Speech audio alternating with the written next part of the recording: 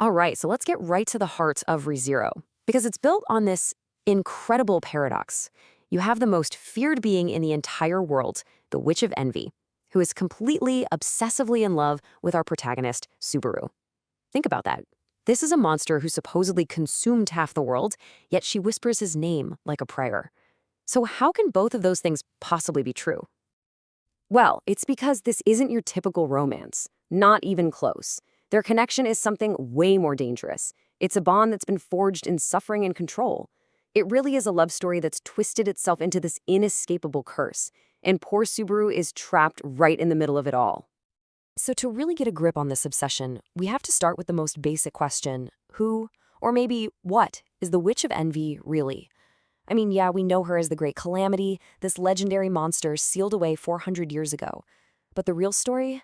It's a lot more complicated than that. Okay, so here's the absolute key to understanding her. Satella isn't just one person. She's actually two totally distinct personalities fighting for control inside a single being. And this internal war, it's the source of pretty much everything she does. Just look at the two sides at war here. On one hand, you have Satella. This is the kind half-elf who genuinely, deeply cares for Subaru's well-being. But then you have the Witch of Envy, and that's the monster. We're talking aggressive, possessive, and just wanting to completely consume him. You see the conflict? One personality wants him to live, while the other one simply wants to own him. And this isn't just, a simple mood swing. The Witch of Envy personality was literally born when Satella absorbed something called an incompatible witch factor, which is basically a source of immense, almost godlike power. This process created a second, totally uncontrollable consciousness that's driven by nothing but pure, raw envy. And that right there is the very source of this whole paradox. Now, this internal battle doesn't just stay locked up inside her head. Oh no, it manifests in the most direct, personal way imaginable, through Subaru's unique ability. An ability that, on the surface, looks like a gift, but when you dig deeper, it functions a whole lot more like a cage. That ability is called Return by Death. So whenever Subaru dies, Satella literally reaches out and drags his soul back to a previous save point in time. But here's the really isolating part. The world doesn't reset for anyone else. Only Subaru remembers the failed timelines. Only he remembers the pain and every single one of his deaths. So every single time he dies, he's forced through this cycle. And with each and every loop, this bond gets stronger. It's a secret trauma shared only between him and her. Every scream, every failure, every moment of pure agony is an experience that only the two of them know about. So you start to see it, right? This power isn't about salvation. It's a form of psychological possession. Return by Death isn't some tool he can just use freely. No.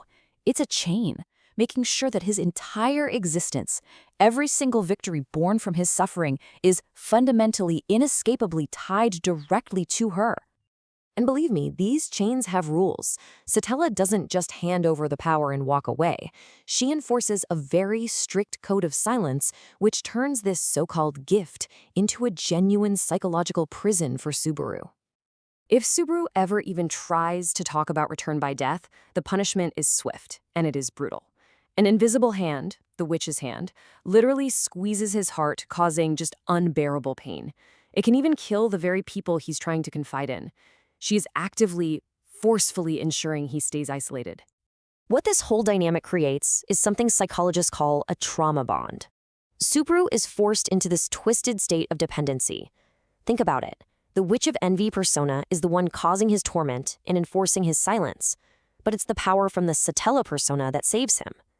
His entire psyche is being constantly reshaped by her control, and that toxic connection just gets deeper with every single death. All of this, of course, leads us to the biggest mystery in the entire series. Out of every single person in his original world and everyone in this new one, why was this ordinary high school kid chosen for such an extraordinary and horrifying fate? This is the question, isn't it? It drives so much of the story. What is it about Subaru that makes him so special to the most powerful and feared being in history? Now, we don't have a final, definitive answer yet, but there are a few really compelling theories out there.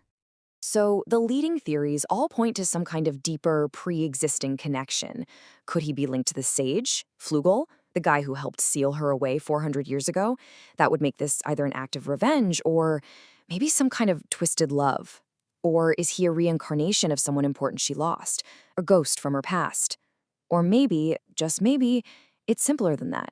Maybe she just saw a relentless, stubborn will to live in him that perfectly mirrored her own obsessive nature. So, when you put all of these pieces together on the board, you end up right back at the central paradox of their relationship. Satella is, at the exact same time, Subaru's greatest ally and his most terrifying enemy. And this is that duality, right at the core of their bond. On one side, she gives him the power to be a hero, to literally defy fate and save everyone he loves. But the price for that blessing is a curse of unimaginable suffering, forcing him to carry that weight completely and utterly alone, over and over and over again. This is the cycle he's trapped in. She's the one who gives him the strength to go on, but she's also the one who torments him. Her love is the very reason he survives, but it's also the bars of his cage. He can never truly die, but at the same time, he can never truly be free. And that leaves us with this final, massive question to chew on. Satella's obsession literally warps reality itself, all to keep this one person alive. It's a force that's both creative and incredibly destructive. But when a love becomes this possessive, this all-consuming, can we even call it love anymore?